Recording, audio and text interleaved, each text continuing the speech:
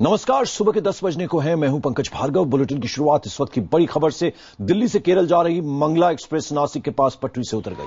Train के 14 डिब्बे हादसे का शिकार हुए और जो जानकारी मिल रही है उसके मुताबिक यह हादसा सुबह 6:25 के करीब हुआ और इस वक्त मंगला एक्सप्रेस घोटी और इगतपुरी रेलवे स्टेशन के बीच थी। हादसे के बाद 5 डिब्बे एक दूसरे पर चढ़ गए। इसके अलावा 4 डिब्बे पटरी से पूरी तरह से उतर गए। 2 डिब्बों को बहुत ज्यादा नुकसान पहुंचा। आपको ये बता दें कि ये ट्रेन कल सुबह 9:30 बजे दिल्ली से केरल के एर्नाकुलम के लिए निकली थी, लेकिन बीच में ही हादसे का शिकार हो गई।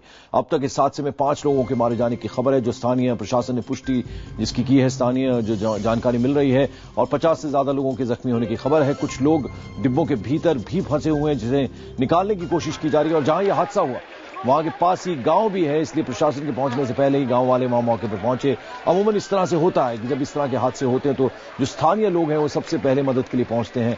उन्होंने राहत का काम भी वहां शुरू कर दिया। प्रशासन को खबर मिलने के बाद इगतपुरी और घोटी से एम्बुलेंस रवाना की गई।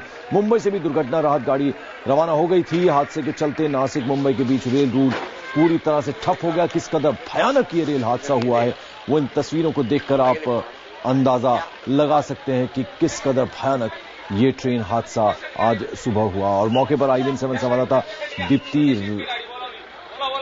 राउत भी हैं, उनसे हम बात करने की कोशिश करेंगे, लेकिन उससे पहले आइए आपको सुनाते हैं जो चश्मदीद थे उनका क्या कहना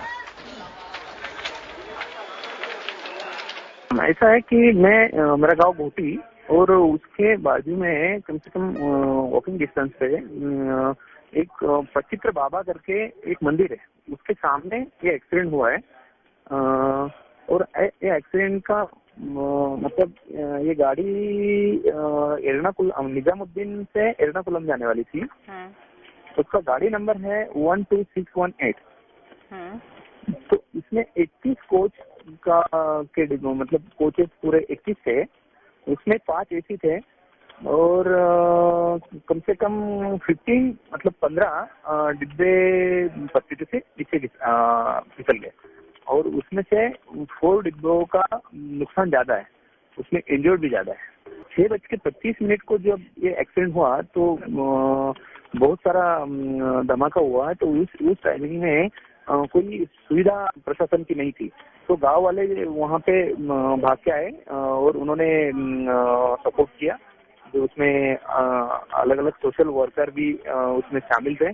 तो इन्होंने जिस साइड में सब बचाने का कार्य शुरू किया, तब फिर प्रशासन भी आ गया और कम से कम 26 इंजर्ड थे यहाँ पे, तो उनको रेफर किया नासिक डिस्ट्रिक्ट सिविल हॉस्पिटल में।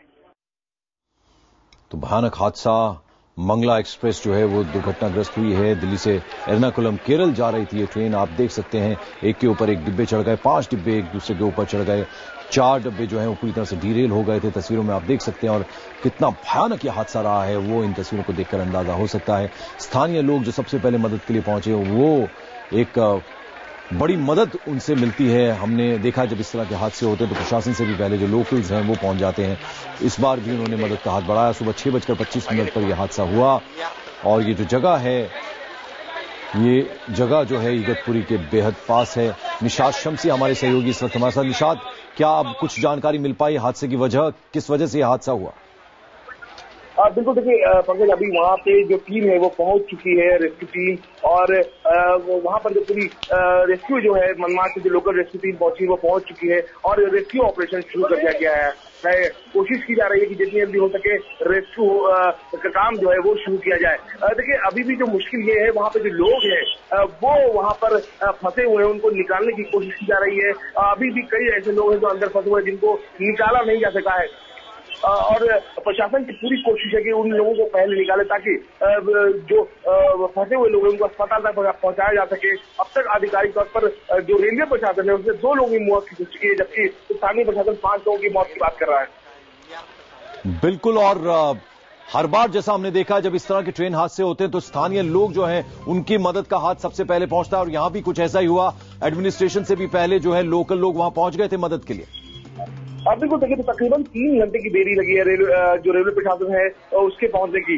जो लोग हैं वहां पर वो पहले पहुंचे, क्योंकि जैसे ही हादसा हुआ जो गांव वाले, आसपास के गांव वाले जो हैं वो मौके पर पहुंचे और उन्होंने सबसे पहले जो लोगों को अंदर फंसे हुए थे उनको निकालने की कोशिश की, उनको बाहर निकाला और अस्पताल पहुंचाया है। देखिए बहुत ज्यादा वक्त लग गया वहां पर लोगों को निकालने में, रेस्क्यू टीम को वहां पहुंचने में। जो मुंबई से टीम निकली है, जो गैस कटर और दूसरे साजो सामान ऐसे हादसों के लिए इस्तेमाल होते हैं, उनको पहुंचने में अभी भी काफी वक्त लगेगा, क्योंकि वहां पर वो पहुंच नहीं पाए हैं। मनमाड से जो लोकल टीम है वो पहुंची है और कोशिश की जा रही है कि जितनी जल्दी हो सके ये पूरा रेस्क्यू जो है युद्ध स्तर पर चलाया जा सके, ताकि जो 35 से 40 लोगों की अंदर फंसे होने की बात की जा रही है उनको निकाला जा सके।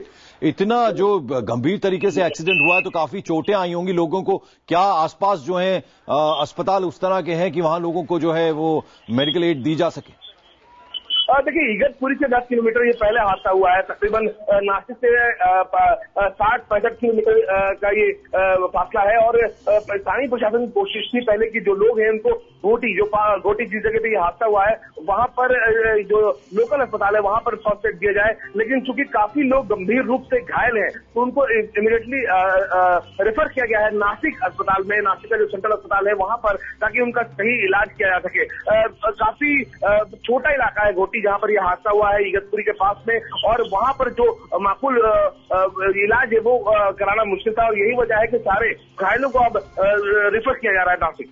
रेलवे के पार्ट पे नेग्लिजेंस है या इसके पीछे कोई साजिश भी हो सकती है? क्या इस बारे में कुछ रेलवे प्रशासन ने बोला है? देखिए पंकज, ये अब तक साफ नहीं हो पाया है। रेलवे प्रशासन का साफ तौर से कहना है कि हादसे को बहस उलझते हुए हैं और इस पूरे मामले की जांच की जानी है। उनकी प्रायोरिटी है कि वहां पर पहले जो रेस्क्यू ऑपरेशन है वो चलाया जा सके, जो लोग हैं उनको निकाला जाए, उसके बाद इस पूरे हादसे की जांच की जाएगी।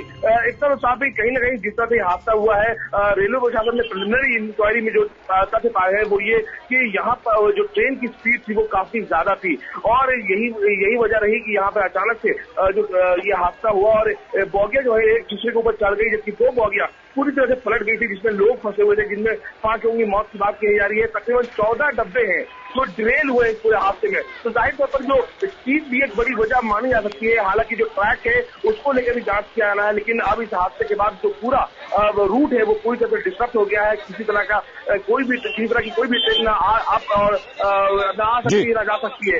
डाइवर्जन को भी लेकर काफी दिक्कतों का सामना करना पड़ रहा है। शुक्रिया इस तमाम अपडेट, इस जानकारी के लिए निशात शमसी आपका।